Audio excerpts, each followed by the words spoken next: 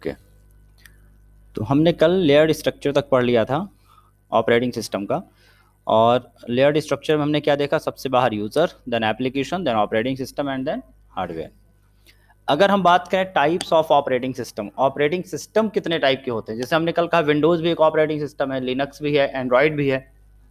कुछ ऐसे operating system हैं जिसमें आपको ग्राफिक्स नहीं दिखेगा, कमांड लिख के काम करना पड़ता है। कॉन्फ़िगर करना होता है जब, तो आप क्या करते हैं? कमांड लिखते हैं, एंटर मारते हैं। वो अलग ढंग के ऑपरेटिंग सिस्टम होते हैं। मान के लो किसी मिसाइल को कंट्रोल करना है, मिसाइल को यहाँ से कंट्रोल करना है कि कहीं छोड़ दिया, मुझे उसको बैक करना है, तो क्या करना पड़ेगा? कुछ इंस्ट्रक्शन टाइप करके देने पड़ते हैं। या मुझे सैटेलाइट को कंट्रोल करना है, तो वहाँ जो सुपर कंप्यूटर लगे होंगे, वहाँ पे बहुत सारे इंजीनियर होते हैं जो कि मैथमेटिशियन होते हैं।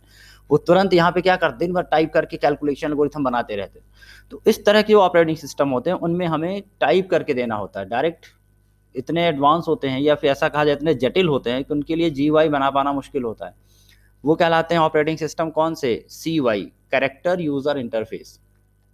ठीक है, कैरेक्टर यूजर इंटरफेस, जिसपे हमको टाइप करके इंस्ट्रक्शन देना होता है। अभी हम क्लिक करके दे देते हैं। तो इंटरफेस के आधार पर अगर हम देखें, इंटरफेस के आधार पर देखें, तो दो तरह के ऑपरेटिंग सिस्टम है, CUI and GUI. Character user interface या फिर graphical user interface. Graphical user interface मतलब इसमें आइकन होगा, बटन होगा, कलर होगा, जिस पर आप जाकर किसी भी चीज को ड्रैग ड्रॉप कर सकते, कट कॉपी पेस्ट कर सकते, कुछ भी टाइप नहीं करना, माउस उठाया और काम किया। किसका एग्जांपल हुआ? जीयूआई का, ग्राफिकल यूजर इंटरफेस। सीयूआई मतलब कैरेक्टर यूजर इंटरफेस, जिसमें हम टाइप करते हैं, कमांड को लिख कर भी देना पड़ता है। और जीयूआई में हमें बने बनाए आइकन्स या फिर ऑब्जेक्ट मिलते हैं, बने बनाए आइकन्स। तो क्या कहलाएगा वो? जीयूआई। एंड्रॉयड किस कैटेगरी में आएगा? सीयूआई या जीयूआई? जीयूआई। विंडोज भी जीयूआई। ठीक है, लेकिन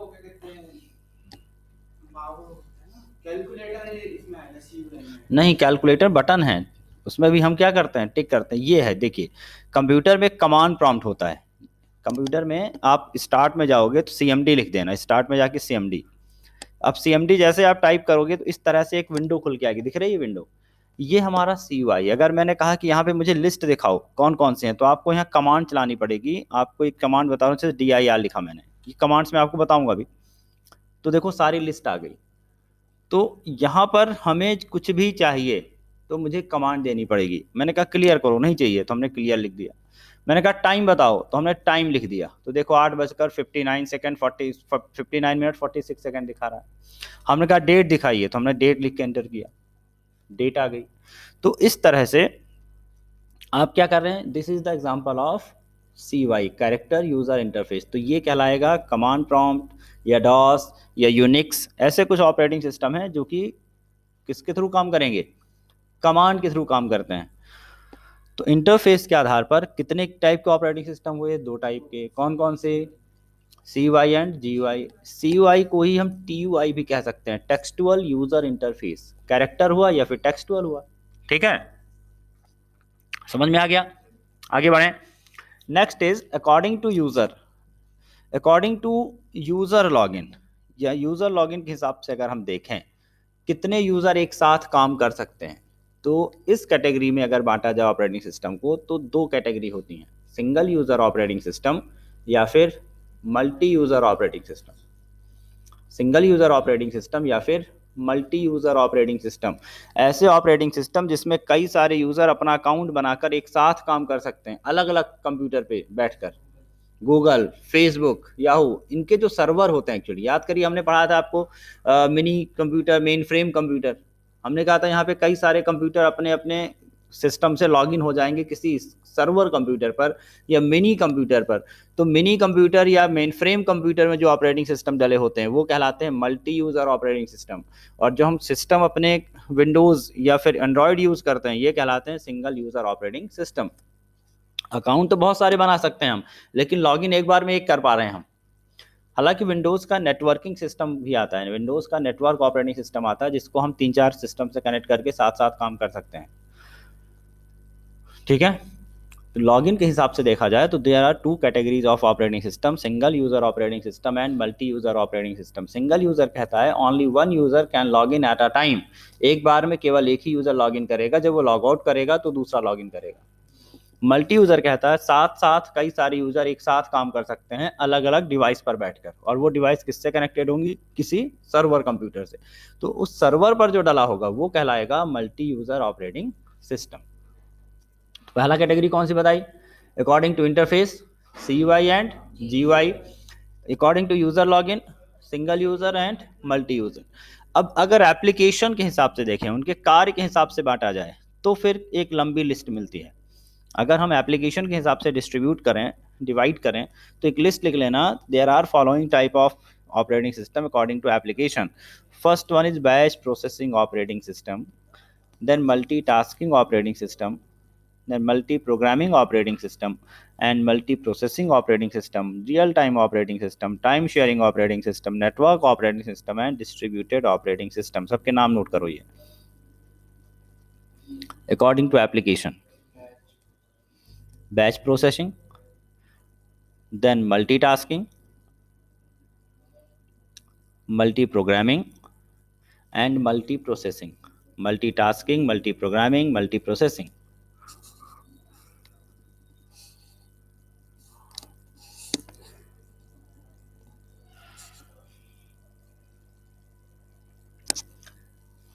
then real time, time sharing, network and distributed। real time, time sharing, network and distributed।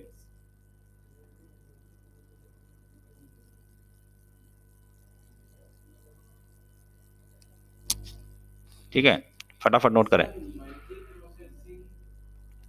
सब लिख लो। पहले तीन है ये, multitasking, multi programming, multi processing, then real time, time sharing, network and distributed.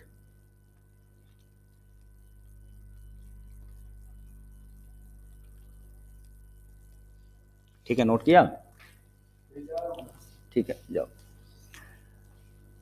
Batch processing operating system, सबको फटाफट समझ लेते हैं कि एक लाइन में।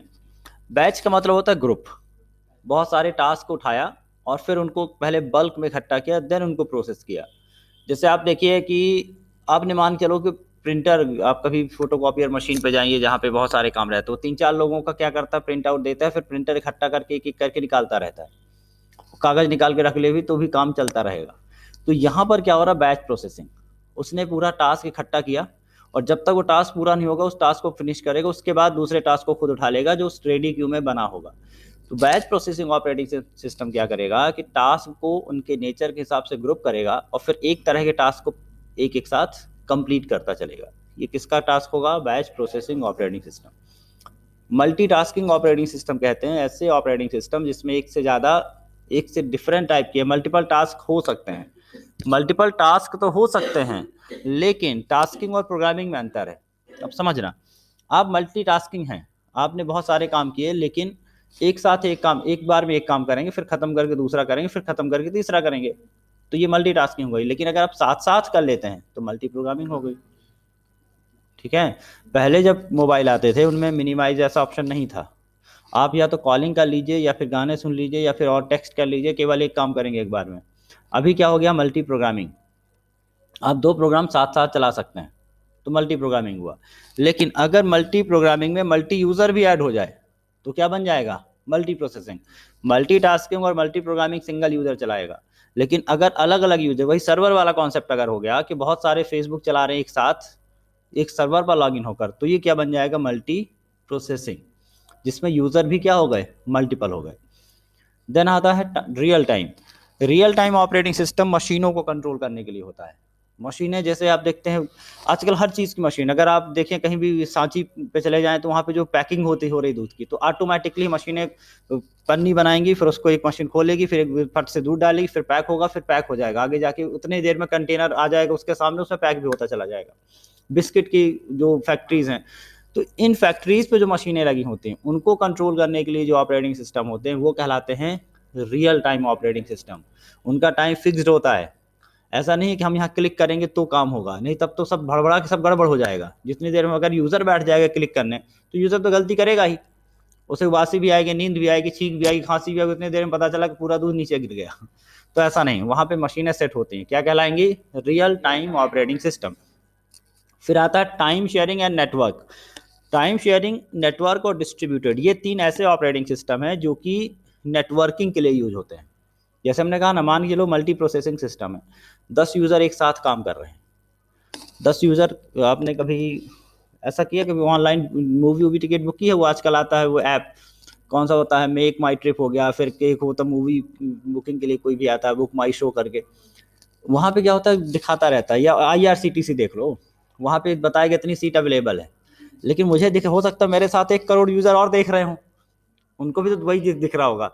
अब किसको बुकिंग करके देगा, ये डिपेंड करता, बहुत ज़्यादा मायने रखता। मैंने बुकिंग की, मान लो उसी टाइम पे एक ही सीट 10 लोगों को बुक हो गई, तो गड़बड़ हो जाएगा ना। तो उस समय ध्यान रखना पड़ता है कि अगर एक व्यक्ति को चीज़ें बुक हो रही हैं, दूसरे को फिर वो बुक नहीं होनी चाहिए। तो कैसे इसको मैनेज करेंगे? 3 तरीके हैं। एक तो टाइम शेयरिंग। टाइम शेयरिंग कहता है कि मान लो हमारे पास 1000 यूज़र हैं और हमारे पास 1 सेकंड देना है सबको, तो हम 1 सेकंड के 1000 हिस्से कर देंगे और हर व्यक्ति को उतने मिली सेकंड बांट देंगे, और वो मिली सेकंड ऐसे सबको घूमता रहेगा गोल गोल। तो जब जिसकी बारी आएगी, मान चलो मुझे एंटर करना था, उस टाइम पे मेरा स्लाइस आ गया, वो टोकन वाला सिस्टम, अगर मेरे पास वो टाइम है तो मेरा बुक होगा, लेकिन मेरे क्लिक करते करते टाइम स्लाइस अगर मेरे से आगे निकल गया तो मेरा टाइम खत्म, फिर मेरा ऑपरेशन नहीं होगा, किसका ऑपरेशन होगा? किसी दूसरे का। अगर उतनी देर में उसका भी टाइम निकल गया, उसने भी एंटर नहीं कर पाया, तो वो इतना स्पीड चलता है कि सभी लोगों को वहम हो जाता है कि सब साथ साथ काम कर रहे हैं, लेकिन एक्चुअल होता नहीं है। होता क्या है, वो बहुत मिली सेकंड पे काम करता है एक दूसरे को, इतना कम डिफरेंस होता है कि यूजर को सिर्फ वहम होता है कि हम साथ साथ काम कर रहे हैं, लेकिन होता नहीं है। टाइम शेयर्ड होता है, वो सब अपने अपने टाइम स्लाइस पे काम कर रहे होते हैं, और जब जिसका टर्निंग होता है उस टाइम स्लाइस पे अगर उसने काम किया तो ही उसका काम होगा, अदरवाइज उसका काम नहीं होगा। और एक बार हम एंटर उठाते हैं हाथ, और एंटर करने के बीच में हो सकता है 4 बार मेरा टाइम स्लाइस आके चला गया भी हो, इतना स्पीड चलता है ये। तो टाइम शेयरिंग करेगा, मल्टीपल यूज़र के लिए टाइम स्लाइस बांट देता है, और सभी यूज़र अपने अपने टाइम स्लाइस पे काम करते हैं, ताकि इस तरह की प्रॉब्लम ना हो कि एक ही रिसोर्स को 2 लोगों ने कैप्चर कर लिया, नहीं तो गड़बड़ हो जाएगा। दूसरा होता है network operating system. Network operating system का काम होता है मल्टीपल डिवाइसेस को आपस में कनेक्ट करना, मल्टीपल डिवाइसेस को आपस में कनेक्ट करना, ताकि, और ये भी किसके लिए ज़रूरी है? मल्टी प्रोसेसिंग के लिए। तो इनका काम सिर्फ यही रहेगा, डिवाइसेस को आपस में कनेक्ट करने का काम करेंगे। कौन से? Network operating system. फिर होता है distributed operating system. Distributed operating system कहता है कि अगर आपके रिसोर्स एक कंप्यूटर में नहीं है तो आप उनको अलग अलग सिस्टम पे बांट के रखिए, बाद में उनको कलेक्ट करके काम करेगा। जैसे कि ATM मशीन है, ATM मशीन देखा कभी कि हम यहाँ बैठे हैं भोपाल में, तो क्या सिर्फ भोपाल का डेटा एक्सेस करते हैं? हम दिल्ली से आए, अगर मेरा अकाउंट दिल्ली में, तो भी तो मैं पैसे निकाल सकता हूँ, और दिल्ली में जाके भोपाल का निकाल सकता हूँ। तो क्या होता है, क्या मेरा रिकॉर्ड दिल्ली वाला रखा तो भोपाल के सर्वर पे, लेकिन डिस्ट्रीब्यूटेड, मतलब सब एक दूसरे से कनेक्टेड है। अगर मैं दिल्ली पे गया तो पता लगाएगा डेटा कहाँ से आ रहा है, फिर उस सर्वर के पास जाएगा, फिर ये देखेगा भोपाल रेंज में आया, लेकिन ये तो नेहरू नगर वाले ब्रांच का है, तो लोकल सर्वर पे भेज देगा, और वहाँ से घूमते घामते डेटा मेरा वहाँ पहुँच जाएगा। तो डेटा एक जगह नहीं है, एक होता है सेंट्रलाइज्ड, एक होता है डिस्ट्रीब्यूटेड। सेंट्रलाइज कहता है कि सारा डेटा एक ही जगह रखो, और डिस्ट्रीब्यूटेड कहता नहीं, सबको थोड़ा थोड़ा डेटा क्या करो, बांट दो, जब जरूरत पड़ेगी तो एक दूसरे शेयर कर लेंगे। तो डिस्ट्रीब्यूटेड एंड सेंट्रलाइज्ड। वैसे ही है कि आपको जाना है पिकनिक, अब हमने कहा भाई यहाँ पे 1 क्विंटल का सामान लेके चलना है, अब एक इंसान तो नहीं लेके जा पाएगा, तो हमने कहा एक काम करो भाई, तुम क्या करो, तुम 1 बोरी आटा तुम पकड़ लो, हमने कहा तुम 10 किलो चावल रख लो, उनको दे दिया 2 किलो दाल तुम रख लो, उनको 5 किलो आलू तुम रख लो, आपको कह दिया कढ़ाई रख लो, एक को कह दिया सिलेंडर रख लो, एक को कहा बिस्तर रख लो, एक को कहा चटाई रख लो, सबको अलग अलग दे दिया। करना क्या है, हमें बिना सबके काम नहीं होगा, चाहिए सब, लेकिन जब वहां जाएंगे सबसे एक एक चीज कलेक्ट करनी पड़ेगी, लाओ भाई तुम लाओ तुम लाओ तुम लाओ तुम लाओ, काम तो हो जाएगा लेकिन भार कम हो जाएगा एक सिस्टम पे। तो ये कहलाएगा कौन सा? Distributed operating system. तो ये क्या करता है, सारी फाइलों को एक जगह नहीं रखता है, वो सब अलग अलग सिस्टम पे रख देता है। अगर एक जगह रखेगा तो बहुत सारा उसे मेमोरी चाहिए, बर्डन बहुत सारा चाहिए, क्या क्या देखेंगे हम। तो डिस्ट्रीब्यूटेड कहता है सब डेटा अलग अलग सिस्टम पे रख दो, बाद में उनसे डेटा को मर्ज करके या कनेक्ट करके डेटा को हम कंबाइन कर लेंगे जब जरूरत पड़ेगी तो। क्लियर? तो कौन से सबसे शुरू करते हैं? फर्स्ट वाले से। पहला कौन सा? Batch processing. ग्रुप में काम करेगा, पहले इकट्ठे करेगा सभी सिमिलर जॉब को, देन प्रोसेस करेगा। मल्टीटास्किंग, बहुत सारे काम करेगा अलग अलग टाइम पर। देन मल्टी प्रोग्रामिंग, एक साथ कई सारे काम करेगा single user. Then multi processing, कई सारे काम कई सारे यूजर साथ साथ काम करेंगे। फिर क्या आया? रियल टाइम, जो ये फैक्ट्रीज में मशीनें होती इनके लिए। टाइम शेयरिंग, जब मल्टीपल यूजर होता है तो उनके बीच टाइम स्लाइस को बांट देना। नेटवर्किंग करने के लिए नेटवर्क ऑपरेटिंग सिस्टम, और रिसोर्स को बांट के रखने के लिए डिस्ट्रीब्यूटेड ऑपरेटिंग सिस्टम। ठीक है, तो शुरू से करते हैं। सबसे पहले क्या पढ़ा हमने? इंटरफेस के आधार पे कौन कौन से? CY and GY। CY के दो एग्जांपल लिख लेना आप, डॉस और यूनिक्स। ये डॉस और यूनिक्स ये जो ऑपरेटिंग सिस्टम है ये कैरेक्टर यूजर इंटरफेस पर आधारित हैं, डॉस और यूनिक्स। फिर आते हैं GY पर आधारित कुछ ऑपरेटिंग सिस्टम हैं, ये लिख लेंगे, विंडोज, लिनक्स, सोलारिक्स, मैक, एंड्रॉयड। ये सब किस पर आधारित हैं? ग्राफिकल यूजर इंटरफेस पर आधारित हैं। विंडोज, लिनक्स, सोलारिक्स, मैक और एंड्रॉयड। और भी हैं, उबंटू हैं, लिनक्स मिंट हैं, लेकिन सबके नाम नहीं लिखे हैं मैंने, लिनक्स में सब आ गया।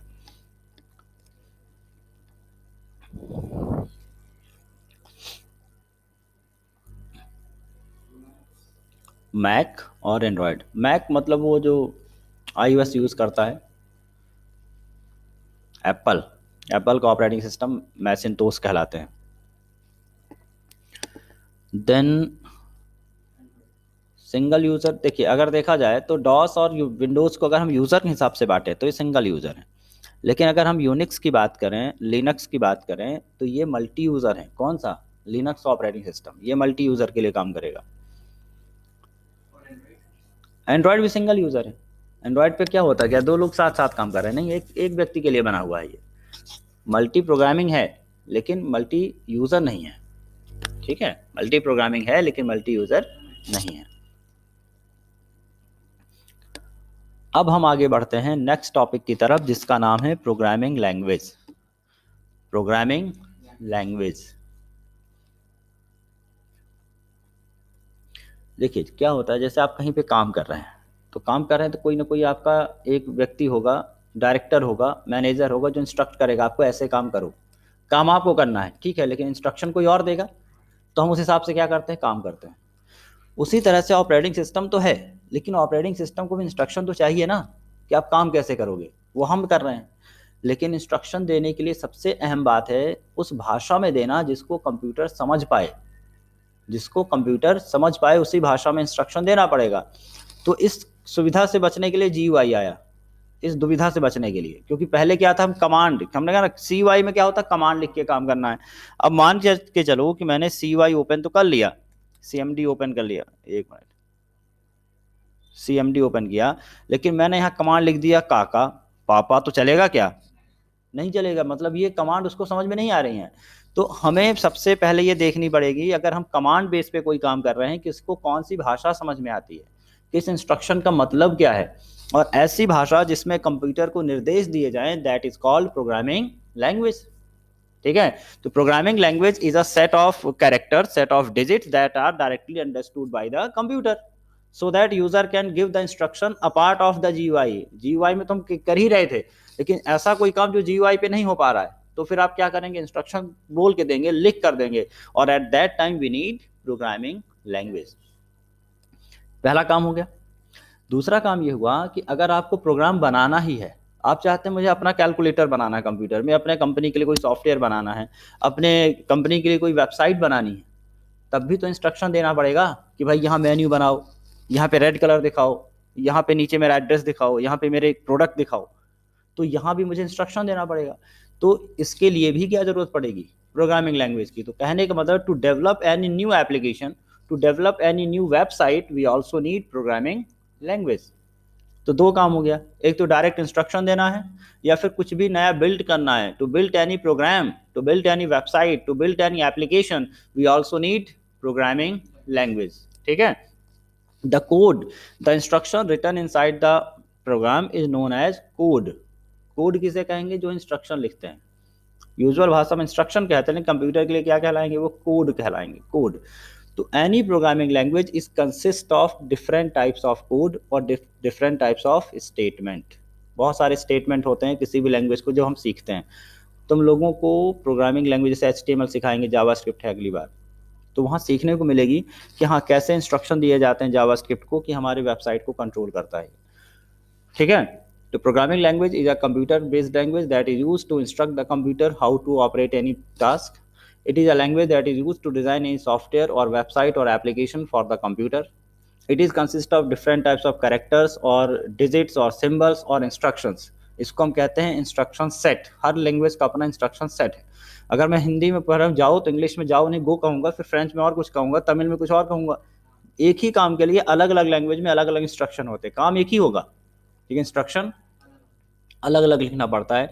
तो there are different types of programming languages, different types of languages, but they are mainly categorise in 4 category. तो ये लिखेंगे टाइप्स ऑफ प्रोग्रामिंग लैंग्वेज या कैटेगरीज ऑफ प्रोग्रामिंग लैंग्वेज। यहाँ पे नोट करेंगे 4 कैटेगरी फटाफट।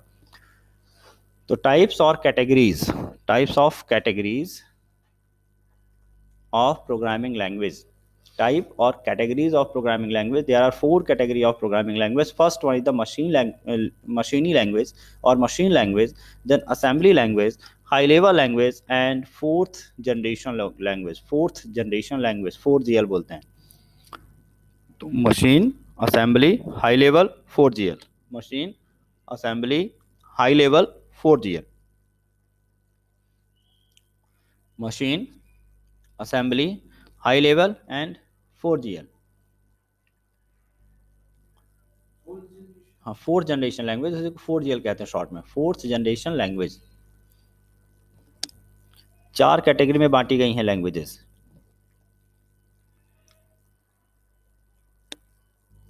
Machine language, assembly language, high level language और 4th generation language. अगर हम लेवल के हिसाब से बांटें तो फर्स्ट को कहेंगे हम low level language, then middle level language, then high level language, then 4th generation language. Low level, middle level, high level, 4GL। Low level या मशीनी, मिडिल लेवल या असेंबली, हाई लेवल को हाई लेवल कहेंगे and 4th generation 4GL। ठीक है, बताइए कौन सी language हुई? 4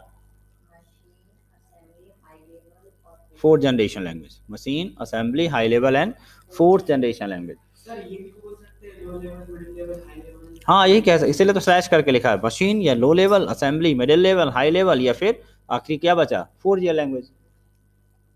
अब बात करते हैं मशीनी लैंग्वेज की। मशीन लैंग्वेज देखिए नाम से ही समझ में आ रहा है, मशीन ऐसी लैंग्वेज जिसे मशीन समझती। जैसे अभी हमने ऑपरेटिंग सिस्टम आपको पढ़ाए थे सॉफ्टवेयर, हमने कहा एक होता है सिस्टम सॉफ्टवेयर, एक होता है एप्लीकेशन। सिस्टम को कौन समझता? केवल हार्डवेयर। एप्लीकेशन कौन समझेगा? यूजर। उसी तरह से ऐसी लैंग्वेज जो कि मशीनी भाषा में लिखी जाए, मतलब 0 और 1 में लिखी जाए। 0 और 1 का यूज करके अगर हम कोई कोड लिख रहे हैं, सबसे कठिन काम यही है, वो क्या कहलाएगा? मशीनी लैंग्वेज। तो मशीनी language doesn't contain any human understandable code, it only contains the machine level code that will be 0 और 1। It is much hard to understand, but it is very fast. क्यों? क्योंकि मशीन ने डायरेक्टली समझ लिया। अगर मुझे तमिल आती, कोई तमिल बोलेगा जल्दी समझूंगा, हिंदी आती, हिंदी में लेक्चर फटाफट कविता कोई गान कर रहा तुरंत समझ में आता जा रहा है। लेकिन अगर वही कोई कविता पाठ अंग्रेजी में करना शुरू कर दे, मैं बैठा हूँ सुनने, तो मुझे बार बार थोड़ा टाइम लग जाएगा। अच्छा ऐसा इसने ये बोला, अच्छा इसने ये बोला, तो समय लगता है। अगर डिफरेंट लैंग्वेज में होगी तो मशीन को ट्रांसलेट करके समझने में क्या लगेगा? समय। तो मशीनी लैंग्वेज बहुत फास्ट होती हैं फॉर द मशीन, लेकिन सबसे कठिन होती हैं किसके लिए? उस राइटर के लिए, लिखने वाले के लिए, क्योंकि 0-1 का कॉम्बिनेशन होता है। अगर बीच में एक भी 0-1 में बदल गया तो पूरा कोड क्या हो जाएगा? खराब हो जाएगा। एरर डिटेक्शन कठिन होगा, क्योंकि बहुत बड़ा लिखा है, यहाँ से 0-1 0-1 0-1 1-1 0-1 1-0 लिखा है, मान लो कि एक बदल गया तो हालत गंभीर हो जाएगी पता करने में कौन सा 0-1 में बदल गया। तो इसके लिए डिटेक्शन के लिए बहुत कठिन मेथड्स होती हैं। पैरिटी चेक होगा, चेक सम होगा, बहुत सारे अलग अलग मेथड्स लगाए जाते हैं। तो सारा जो कोड है 0 और 1 के कॉम्बिनेशन से बना होगा। ये बहुत फास्ट लैंग्वेज होती है। पुरानी लैंग्वेज, शुरू में जब कंप्यूटर बना तो मशीनी लैंग्वेज का यूज हुआ। अब हम किसका यूज करते हैं? हाई लेवल या 4GL का। हम चाहते हैं कि भाई इंस्ट्रक्शन को हिंदी में, इंग्लिश में लिखें सीधे और वो समझ ले भाषा, तो कहलाएगी हाई लेवल। लेकिन मशीन लेवल मतलब जिस पर हम इंस्ट्रक्शन को कोड में लिखते हैं, 0 और 1 में लिखते हैं। तो much fast, no intermediate software, translator की ज़रूरत नहीं पड़ती है इसमें, और much close to hardware, hardware की बहुत समीप होती है, मतलब सीधे हार्डवेयर पर ऑपरेट हो जाती है। कमियां क्या है भाई? Very difficult to program in machine language, it takes much time to write the code, समय भी लगेगा। अब हेलो लिखने के लिए हमने कहा कि 20 कैरेक्टर का 0-1 लिखो तो ज़्यादा समय लगेगा ना। एरर डिटेक्शन कठिन है।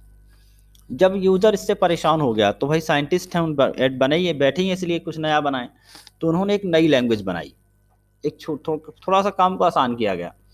उन्होंने कहा कि कुछ ऐसा कर दिया जाए कि लोगों को कोड समझने में आसानी हो। तो असेंबली लैंग्वेज में कुछ इंस्ट्रक्शन आ गए, कुछ, सारे नहीं, कुछ ऐसे इंस्ट्रक्शन आ गए जिसमें किसी ऑपरेशन को नाम दे दिया गया। जैसे प्लस करना तो उसका नाम ऐड दे दिया, ADD लिख दो, तो 1 1 1 1 0 ऐड 01111, तो ये तो समझ में आ गया कि हाँ कुछ ऐड हो रहा है। अब लैंग्वेज कुछ भी ऐड हो रही हो वैल्यू, बट ये समझ में आ गया कि ऐड हो रहा है। तो यहाँ पर निमोनिक्स आए, उनको इंस्ट्रक्शन नहीं कहा गया, क्या कहा गया, निमोनिक्स। स्पेलिंग है MNEMNICS, बट उसको कहते क्या, निमोनिक्स की जरूरत पड़ी है, निमोनिक्स बनाए गए। निमोनिक्स कुछ नहीं होते हैं, they are the set of alphabets, जैसे like add, sub, move, loop. Add मतलब एडिशन, सब मतलब सब्ट्रैक्शन, मूव मतलब असाइनमेंट, डेटा को यहाँ से वहां ले जाना, लूप मतलब रिपीटिशन, एक ही काम को बार बार करना। तो असेंबली लैंग्वेज में क्या आ गया, निमोनिक्स। लेकिन कितना भी कर दो कंप्यूटर थोड़ी ना निमोनिक्स समझेगा, उसे तो मशीन ही समझ में आती है। तो यहाँ पर जरूरत पड़ी ट्रांसलेटर की, और उस ट्रांसलेटर को कहा गया assembler. Assembler is a translator that is used to translate assembly code into machine code. ठीक है, ट्रांसलेटर की जरूरत पड़ी किस लिए, सो दैट जो कोड यूजर ने लिखा है उसे मशीन को समझा सकें। तो आसान, थोड़ा सा आसान हो गया, थोड़ा सा आसान हो गया, become easy to learn. Error detection थोड़ा सिंपल हो गया। निमोनिक्स के कारण प्रोग्राम लिखने में आसानी, जल्दी होने लगा प्रोग्राम को लिखना। लेकिन कमियां क्या आई, program is still machine dependent. हाँ, एक वर्ड और मैं आपको समझाना चाहता हूँ, मशीन डिपेंडेंट और मशीन इंडिपेंडेंट क्या होता है, ये समझिएगा। देखिए, कुछ कोड होते हैं मशीन डिपेंडेंट, कुछ भाषाएं होती हैं, और कुछ होती है मशीन इंडिपेंडेंट, और कुछ होती हैं पोर्टेबल। पोर्टेबल और इंडिपेंडेंट पे अंतर है। मशीन डिपेंडेंट ये होता है कि मान के चलिए कि आपने कोई प्रोग्राम बनाया, सपोज करिए कि एक एग्जांपल लेते हैं, चाय बनाने का प्रोग्राम है।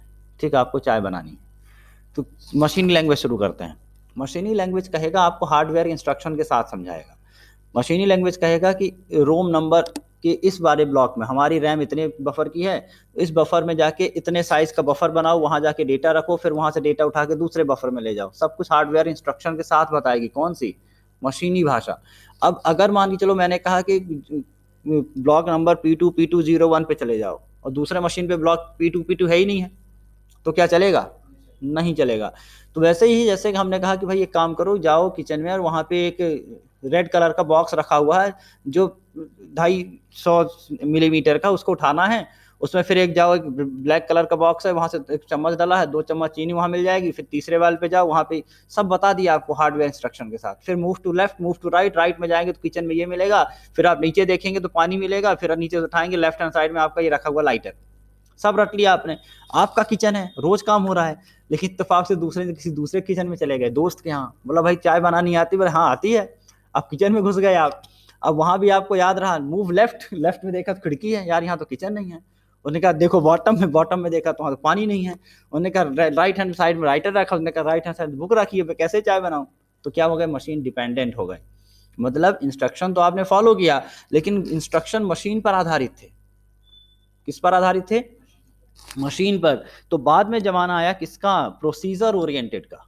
प्रोसीजर ओरिएंटेड में ये नहीं बताया जाता है कि आप मशीन का एड्रेस भी ले लो, सिर्फ प्रोसीजर बताएंगे कि take a cup of water. अब कप ऑफ वाटर है तो आप ले लीजिए, कहीं से भी ले लीजिए। फिर आपने कहा add milk, half cup of milk, तो हमने ऐड कर लिया। फिर प्रोसीजर बताया, देन बॉयल फॉर 2 मिनट्स, आपने वो भी कर लिया। फिर उनका add sugar and tea and then again boil, then serve कर दीजिए। तो ये क्या हुआ, ये हो गया प्रोसीजर ओरिएंटेड। प्रोसीजर ओरिएंटेड आती हैं हाई लेवल में। प्रोसीजर ओरिएंटेड किस में आएंगी, हाई लेवल में। मतलब आप कहीं भी जाके प्रोसीजर करेंगे, आपका काम हो जाएगा। प्रोसीजर कहीं भी जाएंगे तो काम हो जाएगा। लेकिन जैसे आप मैथ पढ़ते हैं तो हम ज्यूम करते हैं, ज्यूम द वैल्यू इज एक्स। अब एक्स नहीं, आप वाई मान लो, तो कोई दिक्कत है क्या, कोई दिक्कत नहीं है। लेकिन मशीन ओरिएंटेड कहेगा कि नहीं, एक्स माना तो एक्स ही मानो, वाई मानोगे तो रिजल्ट नहीं दूंगा मैं, तो गड़बड़ हो जाएगा। तो पहला क्या था, मशीन डिपेंडेंट, क्योंकि उसमें हार्डवेयर इंस्ट्रक्शन बताए गए। असेंबली भाषा में भी यही समस्या थी, ये भी क्या था, मशीन डिपेंडेंट था। ये बताता था कि रजिस्टर का नाम ये है और यहां से डेटा लो। आज हमें पता नहीं चलता कि हमारा हार्ड डिस्क में CD ड्राइव मतलब डेटा किस रजिस्टर पर रखा, हम तो सीधे डबल क्लिक करते हैं, काम हो जाता है। ये ऑपरेटिंग सिस्टम समझे कहाँ रखना डेटा को। मैंने कंट्रोल S किया, सेव हो गया। हमसे कोई पूछा था कोई रैम कौन से वाले ब्लॉक में स्टोर किया, हमें क्या पता किस ब्लॉक में स्टोर है, स्टोर है हार्ड डिस्क में, बस हमें तो इतना पता है। तो ये आधुनिक लैंग्वेज में हमें, पहले कौन सी थी, मशीन, मशीन की बात क्या, असेंबली। दोनों में समस्या क्या थी, मशीन डिपेंडेंट थी। मतलब अगर इस कंप्यूटर के लिए हमने प्रोग्राम बनाया है तो इसी कंप्यूटर पर चलेगा, दूसरे पे चलने की गारंटी नहीं देता है, बिल्कुल गारंटी नहीं। वो इत्तेफाक से अगर सेम टू सेम कंप्यूटर मिल गया तो चल गया, अलग बात है। जो पोर्टेबल होते हैं वो कहते हैं कि आप एक सिस्टम से उठा के दूसरे सिस्टम पर चला सकते हो। जैसे आप वर्ड की फाइल ले जाओ अपने कंप्यूटर पे, नहीं चलेगी? चल जाएगी, चल जाएगी। ये कहलाएगा पोर्टेबल। आप यहाँ से ले जाइए दूसरे मशीन पर। लेकिन हाँ, मशीन सिमिलर ऑपरेटिंग सिस्टम की होनी चाहिए। अगर मैं विंडोज़ का हूँ तो दूसरे पे भी क्या डाला हो, विंडोज़। आजकल एंड्रॉयड भी सपोर्ट कर देता है वर्ड की फाइल को, मतलब मोबाइल में भी खुल जाता है, तो पोर्टेबिलिटी है। लेकिन अगर वो दुनिया के किसी भी ऑपरेटिंग सिस्टम पे खुल जाए, वर्ड का एंड्रॉयड में, एंड्रॉयड का यहाँ पर, तो बन जाएगा प्लेटफॉर्म इंडिपेंडेंट। Platform independent. तो जैसे ऐप की अगर हम बात करें तो ये पोर्टेबल हैं लेकिन इंडिपेंडेंट नहीं है। मोबाइल का ऐप मोबाइल पे तो इंस्टॉल होगा, लेकिन वही ऐप विंडोज़ पे इंस्टॉल डायरेक्टली नहीं होगा, उसका एक दूसरा वर्जन आएगा। हाँ, ये विंडोज़ वाला वर्जन है, इसको इंस्टॉल करो। तो क्या होगा इससे कि विंडोज़ वाला विंडोज़ में चलेगा और एंड्रॉयड वाला एंड्रॉयड में चलेगा। तो ये पोर्टेबिलिटी तो है लेकिन इंडिपेंडेंट नहीं है। इंडिपेंडेंट क्या कहलाएगा, एक ही ऐप है, वही विंडोज़ में चल जाएगा, वही एंड्रॉयड में चल जाएगा, वही डॉस में चल जाएगा, वही यूनिक्स में चल जाएगा, वही लिनक्स में चल गया, तब हम कहेंगे ये क्या है, मशीन इंडिपेंडेंट है, तभी हम कहेंगे। अदरवाइज पोर्टेबल तो कहलाएगा लेकिन इंडिपेंडेंट नहीं कहलाएगा। तो इसकी डिसएडवांटेज समझ लिया। Program is still machine dependent, execution become slower. Slow हो गया क्यों भाई? क्योंकि पहले तो उस निमोनिक्स को बदलना पड़ेगा मशीन कोड में, तो थोड़ा तो स्लो होगा, तो स्लो हो गया थोड़ा सा। फिर आया नंबर किसका, हाई लेवल लैंग्वेज का। हाई लेवल लैंग्वेजेस कहती हैं कि आपको सिंपल इंग्लिश और मैथमेटिक्स के रूल्स को फॉलो करके प्रोग्राम लिखना है। सबसे आसान कर दिया काम को इनने, नई क्रांति आ गई दुनिया में, किसके आने से, हाई लेवल भाषाओं के आने से। हाई लेवल भाषाएं सिंपल इंग्लिश और मैथमेटिक्स को सपोर्ट करने लगी।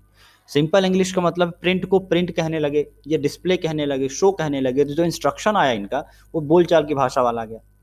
दूसरा फायदा ये हुआ कि निमोनिक्स का काम हटाकर उन्हें सिंबल लगा दिए। प्लस करना है तो प्लस का सिंबल यूज करो, इंटू करना इंटू का सिंबल यूज करो, लेस देन ग्रेटर देन करना तो सबके लिए क्या यूज होने लगे, symbol. A equal to B plus C कर लिया, समझ में आ गया देखकर। नहीं भी पढ़ा होगा प्रोग्रामिंग लैंग्वेज ना, बता देगा वो कि हाँ कुछ चीजें ऐड हो रही हैं यहाँ, तो आसानी हो गई किसमें, समझने में। हिंदी और मैथमेटिक्स का यूज होने लगा। कुछ प्रोग्रामिंग भाषाएं देखिए यहाँ पर जो पढ़नी है वो कौन से हैं, कोबोल, फोर्ट्रान, पास्कल, सी, सी प्लस प्लस, ये भाषाएं आ गई किस लैंग्वेज में, हाई लेवल भाषाएं हैं ये। कोबोल, कोई बताएगा कोबोल का फुल फॉर्म? शुरू में बताया था मैंने, फंडामेंटल जब शुरू किया था, सेकेंड जनरेशन पे बनी थी, common business oriented language. Fortran formula translation, Pascal is the name of, इनका कोई फुल फॉर्म नहीं है, Pascal C and C plus plus. Advantage, user friendly हैं, similar to English and vocab, so word we it is not difficult to memorise the word, आप सीधे सीधे में याद रख सकते हैं। Query, they require less time to write, जल्दी प्रोग्राम लिखने लगा, ईजर हो गया, और पोर्टेबल हो गए प्रोग्राम, पोर्टेबल आ गया यहाँ पर, क्योंकि प्रोसीजर ओरिएंटेड हो गए भाई। प्रोसीजर ओरिएंटेड हो गए तो आपको अगर पता चल गया सब्जी कैसे बनानी है तो क्या दूसरे घर में नहीं बना पाएंगे, बना ही ना लेंगे, नहीं बना पाओगे। आपको यहाँ पता चल गया आंसर कैसे लिखना है तो एग्जाम में जाके लिख लोगे, पोर्टेबिलिटी है। एरर डिटेक्शन करेक्शन आसान हो गया। कमियां सबसे बड़ी वही है कि प्रोग्राम स्लो होता जाएगा। क्यों होगा स्लो? क्योंकि और एग्जीक्यूशन के पहले और भी उनको ट्रांसलेट करना पड़ेगा। तो high level language has translated into machine language by a translator and thus the price of computer time is paid, मतलब कंप्यूटर में टाइम थोड़ा ज़्यादा लगेगा। डिफरेंट टाइप्स ऑफ ट्रांसलेटर की जरूरत पड़ेगी, क्योंकि भाई यहाँ लैंग्वेजेस भी डिफरेंट टाइप की हैं, तो अलग अलग क्या आएंगे, सबके ट्रांसलेटर आएंगे। अब ये ट्रांसलेटर दो कैटेगरी में बटे होते हैं, एक कहलाता है कंपाइलर और एक कहलाता है इंटरप्रेटर। कंपाइलर और इंटरप्रेटर अलग से टॉपिक है, कल बताएंगे अगली क्लास में कंपाइलर और इंटरप्रेटर। आज तो लैंग्वेजेस पहले समझ लेते हैं। तो यहाँ पर दो तरह के ट्रांसलेटर की ज़रूरत पड़ी, किसकी, कंपाइलर और इंटरप्रेटर। दोनों में सिर्फ इतना अंतर है, इंटरप्रेटर एक एक लाइन पढ़ेगा और एक एक लाइन कंप्यूटर को ट्रांसलेट करके देगा। कंपाइलर पहले सारा प्रोग्राम पढ़ेगा और सारा ट्रांसलेट करेगा, पूरी एक फाइल बनाएगा, फिर किसको देगा, कंप्यूटर को देगा। इतना ही अंतर है। अब लोगों को संतोष इससे भी नहीं हुआ, अब लोगों को मजा आने लगा प्रोग्रामिंग बनाने में। अब सब चाहते हैं कि भाई हम जल्दी जल्दी प्रोग्राम सीख लें। अब किसी को धैर्य है क्या? आपको लगता, अगर आपको लग जाए कि आज एडमिशन ले, कल पीजीडी से डिग्री मिलती, तो आप तुरंत कहेंगे हाँ सर दे दो, कल ही एग्जाम दे देते हैं, रट लेंगे रात भर, इतना टाइम कौन स्पेंड करेगा। तो 4th generation language I. 4th generation language कहते हैं हम रेडीमेड टूल दे देंगे, आपको मेन्यू बनाना है ना, कोई दिक्कत नहीं, आप यहाँ से ड्रैग करो, मेन्यू रख दो, वहाँ मेन्यू बन गया, कोडिंग लिखने की जरूरत नहीं है। जैसे आप अभी वर्ड वगैरह पे देखेंगे तो ऑब्जेक्ट इंसर्ट करने का ऑप्शन होता है, आपने कहीं पर स्क्वायर इंसर्ट कर लिया, कहीं सर्कल इंसर्ट किया, ये क्या है, शेप है। बने बनाए। इसी कॉन्सेप्ट पर आया fourth generation language. Fourth generation language कहता है कि बहुत सारा टूल बना बनाया है, रेडीमेड है, you only have to reassemble it, या only have to edit it, बस आप उसे एडिट कर लीजिए। बनी बनाई वेबसाइट टेम्पलेट आते हैं, अब बस जाओ हेडिंग पे अपना हेडिंग डाल दो, स्टोर पे अपना स्टोर डाल दो, फोटो पे अपनी फोटो डाल दो, एड्रेस अपना बदल दो, लॉन्च कर दो, 200-500 रुपए देके बन गई आपकी वेबसाइट 1 घंटे में। 1 घंटे में, आधे घंटे में, 20 मिनट में वेबसाइट बनती है आजकल। स्टोर की वेबसाइट है, ऐसे ऐसे ऐप हैं कि आप डाउनलोड करिए, उसके बाद एडिट करिए, पैसे पेड करिए, आपकी वेबसाइट तैयार। Because of fourth generation language. ठीक है, तो ये कहता है कि ये सबसे हाई लेवल लैंग्वेज है और रैपिड एप्लीकेशन डेवलपमेंट, फटाफट काम होता है, जीयूआई पर आधारित होती है, और सबसे अच्छी बात ये होती है कि प्लेटफॉर्म इंडिपेंडेंट होती हैं ये। यहाँ से आगे बात प्लेटफॉर्म, जैसे वेबसाइट्स हैं, वेबसाइट एंड्रॉयड पे भी खुलेगी, विंडोज़ पे भी खुलेगी, ठीक है, सोलर एक्स पे खुलेगी, लिनक्स पे खुलेगी, सब पे खुल जाएगी। तो ये क्या बनती जा रही हैं, प्लेटफॉर्म इंडिपेंडेंट बनती जा रही हैं। आसान है, सिंप्लीफाइड प्रोग्रामिंग प्रोसेस होती है। नॉन प्रोसीजरल लैंग्वेज, अभी तक ये था भाई चाय बनाने का प्रोसीजर लिखो, आपने कहा हमसे नहीं आता, तो कोई बात नहीं, कोई बात नहीं, नहीं बनाना आता ना तो रेडीमेड आता है, वो रेडीमेड आता, पानी वाला ऐसे डुबो डुबो के पीते रहो। ये क्या है, फोर्थ जनरेशन लैंग्वेज का जमाना है। ठीक है, किसका जमाना हो गया, फोर्थ जनरेशन। अच्छा, रोटी मेकर ले आओ, आटा दाल डाल दो, चला दो, चल जाएगी, निकलना लगेगी रोटी बेल बेल के, उसके बाद उसको तलने का भी आता है। तो इस तरह से ये रेडीमेड टूल्स आ गए हैं, आपको असेंबल करना आना चाहिए। सोफे आते हैं असेंबल, भाई आप सोफा नहीं बना सकते, कुर्सी, लेकिन ऐसे हैं कि आप उनको फिट कर लीजिए, बन गया। बेड बना लो, सोफा बना लो, कुर्सी बना लो, पैक करके रख दो। तो ये क्या है, फोर्थ जनरेशन का जमाना है भाई। रेडीमेड टूल है, you only have to assemble it according to your self, according to your requirement. तो ये भाई लेस फ्लेक्सिबल। हाँ, अब एक कुछ चीज़ें इनकी कमियां भी, अच्छी बात है, यूज़र जो नया व्यक्ति है जिसको बहुत ज़्यादा नॉलेज नहीं है प्रोग्रामिंग का, वो भी प्रोग्रामिंग से जुड़ रहा है। आजकल हर व्यक्ति को डिजिटल मार्केटिंग करा रहा है, हर व्यक्ति के आज कुछ ना कुछ फेसबुक पर ये ताम झाम करते जा रहे हैं। तो यही तो है, किसके कारण है ये, फोर्थ जनरेशन लैंग्वेज के कारण। अगर कोई कह दे यार फेसबुक चलाने के लिए तुम्हें कोडिंग सीखनी पड़ेगी, तो आधे तो गायब हो जाए यूज़र। ऐसे भी लोग फेसबुक चलाते हैं जिनको कुछ भी नहीं आता, कोई दूसरा ही ऑपरेट कर रहा है, फिर भी खोल के देख लेते हैं, अच्छा ये फोटो, इसको लाइक करना है यहाँ से चल गया। तो ये किसके कारण, फोर्थ जनरेशन लैंग्वेज के कारण। डिसएडवांटेज हैं कुछ, फ्लेक्सिबिलिटी थोड़ी कम है। फ्लेक्सिबिलिटी का मतलब है जो टूल जैसा मिला है आपको वैसा ही यूज़ करना पड़ेगा, लेकिन अगर आप कोडिंग जानते हैं तो आप अपने अकॉर्डिंग डिज़ाइन कर सकते हैं। अगर आप टूल जानते हैं तो अपने अकॉर्डिंग डिज़ाइन करोगे। वही है ना, अगर आपको एक टी शर्ट खरीदनी है तो जब दुकान में जाओगे तो जो साइज अवेलेबल वही ना करोगे, और अगर सिलाई जानते हो तो अपना दे दो नाप जाके टेलर को, आपके अकॉर्डिंग बन जाएगा। तो टेलर वो हाई लेवल लैंग्वेज पे काम कर रहा है, उसे सब पता है, प्रोसीजर पता है उसे। और जब हम टी शर्ट खरीदने जाते हैं तो हम किस पे काम करते हैं, 4GL पर। हमें बने बनाए टूल चाहिए, बस नापा फिट किया नहीं है तो दूसरा उठाओ भाई, उसने पहना है ये भी नहीं, जब हटाओ, साइज का कॉम्बिनेशन कर लिया, सब ठीक है।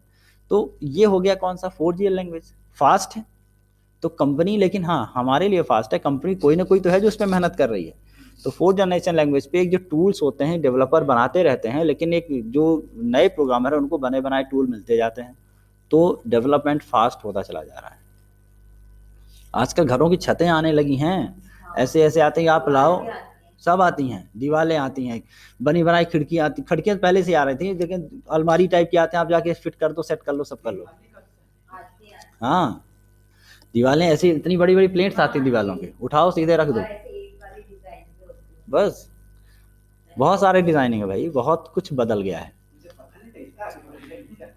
आप देखो जब कोविड आया था तो चाइना में एक एक रात में पूरी पूरी अस्पताल बन गए हैं, कैसे बनाए होंगे, एक रात, कल देखा आज कुछ नहीं है यहाँ, और सुबह उठे तो यहाँ बिल्डिंग बनी हुई है। कुछ तो किया होगा उसने, मतलब कुछ ना कुछ रेडीमेड रहा होगा, तब ने रातों रात बना दिया।